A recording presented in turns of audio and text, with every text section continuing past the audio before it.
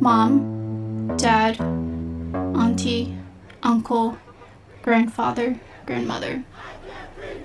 We need to talk. You may not have any Black friends, colleagues, or acquaintances, but I do. Black people are a fundamental part of my life.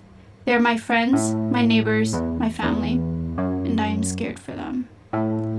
Recently in Minnesota, a white police officer killed a Black man named George Floyd by kneeling on his neck for almost 9 minutes, ignoring his repeated cries that he was unable to breathe.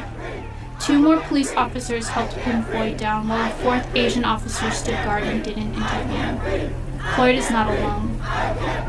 Already this year, police officers killed Drayson Reed in Indiana and Tony McDade in Florida in May, and Breonna Taylor in Kentucky in March, while an ex-detective killed Ahmaud Arbery in Georgia in February. Overwhelmingly, the police haven't faced consequences for murdering Black people, even when there's been extensive media coverage. Imagine how many more incidents go unrecorded or unseen. This is a terrifying reality that the Black people I care about live with every day. For the most part, when we walk down the street, people do not view us as a threat. We do not leave our homes wondering whether or not we will return that day. We don't fear that we may die if we're pulled over by the police. This is not the case for our Black friends. The vast majority of Black Americans are descendants of people who were sold into slavery and brought here against their will.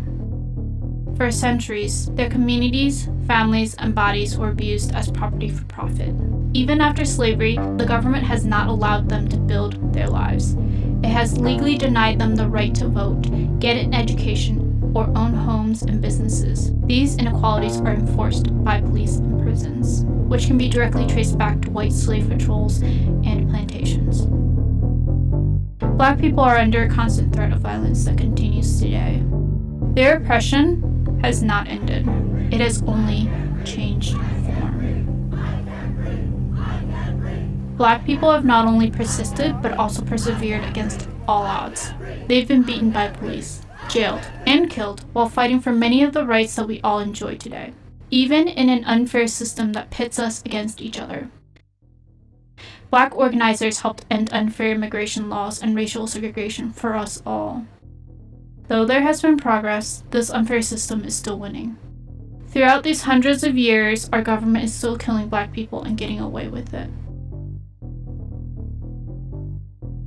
I understand that you're worried and scared about the looting and property destruction that you are seeing. But imagine how hurt you would be to see other people express more care for replaceable material objects than for the lives of your loved ones. How hurt you must be to protest like this in the middle of a pandemic.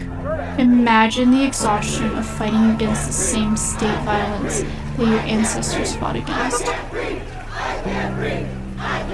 This is why I support the Black Lives Matter movement. Part of that support means speaking up when I see people in my community, even my own family, say or do things that diminish the humanity of Black people. Our silence has a cost, and we need to talk about it.